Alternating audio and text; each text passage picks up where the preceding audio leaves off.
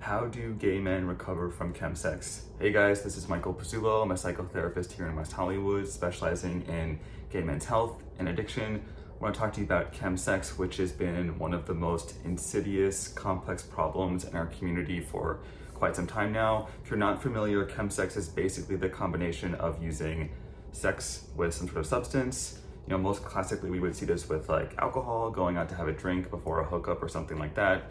In the gay community, it's been very common now to use things like crystal meth, GHB, poppers, and so on when having sex as well. The reason being that these substances can, heighten sexual arousal and make sex more fun. But for some people, they converge into an addiction that we call chemsex, which basically is the process of needing to use both at the same time and struggling to do one without the other. So when you want to use a substance, you want to have sex, and when you want to have sex, you find yourself craving a substance. It's a really complex issue to treat and something that we're still, learning quite about and not a lot of clinicians know about. But if you are struggling with this, I want to share with you a few things you can expect in terms of the recovery. So the first thing is just the psychoeducation, which is a little bit of what I just described.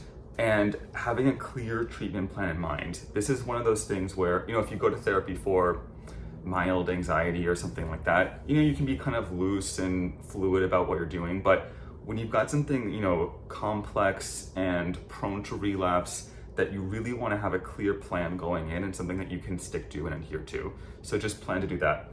Then you're going to want to have abstinence from substances. So even if you're not planning on being sober the rest of your life, definitely plan to take a break from all substances for a while you're doing this therapy. I really think that taking a break from substances and therapy in general is really great, especially if you're doing trauma work or deeper things like that. You don't want to go to therapy and, unearth something complex and then go home and self-medicate afterwards or even later that week. So I would plan to take a break from everything, like nothing, you can still have, coffee and, if you smoke cigarettes, you can do that, but no alcohol, no weed, no nothing. Really clear your head for the time being that you're doing the therapy. Then you're gonna wanna have a break from sex as well. So definitely have a period of abstinence. This is gonna vary from person to person, but you're gonna wanna take a break. The idea is not to, shame you or deprive you. The goal from all of this, remember, is to reacclimate you to sex in a healthy way that works for you, that you can do sober. But to get there, you're gonna need a period of abstinence. This does vary from person to person, so you can work with your therapist about this and craft your own plan, but I would plan to do something. A lot of people meet a lot of resistance at this phase because it doesn't sound fun, they don't want to, but I would just think of it as part of the process to get to your long-term goal. So I would keep that in mind. And then after that, it's gonna be about creating safety. So you're gonna wanna distance yourself from, people, places, and things that can be triggering, old hookup buddies, people you used with, stuff like that.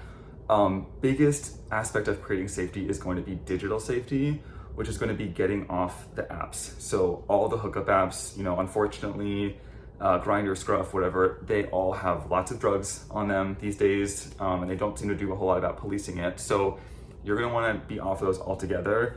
That's probably all my time working in treatment facilities with gay men and chemsex. The number one relapse cause was almost always people got on apps.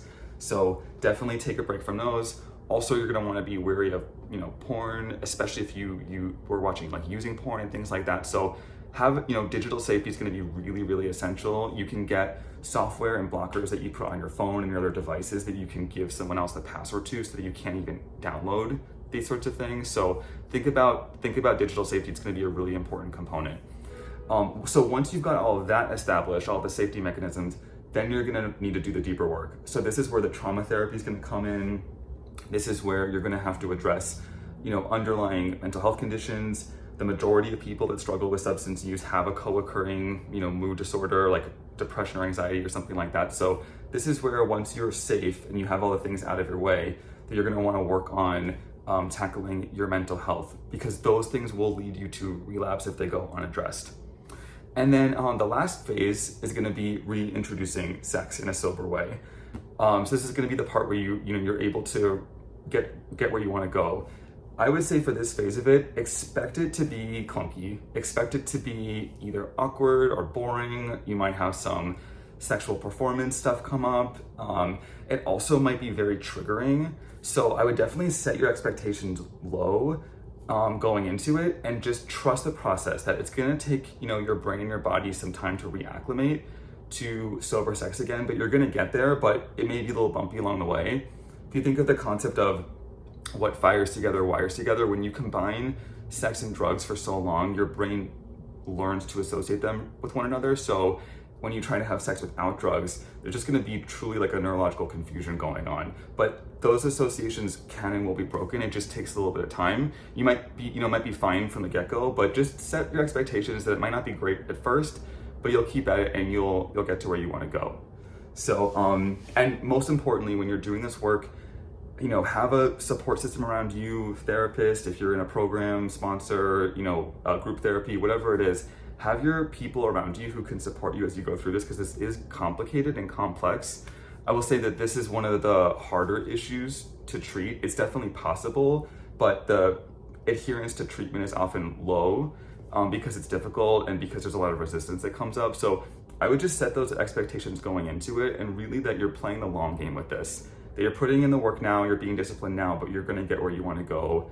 You know, give it a few months or a year or something like that, and you'll be grateful that you did it. So I hope that was useful. If you want to know more about, you know, chemsex recovery and how I work, you can contact me, and I can also help you connect with a facility if you're looking for an inpatient or intensive outpatient program as well. I can give you some of those referrals. So I hope this was helpful.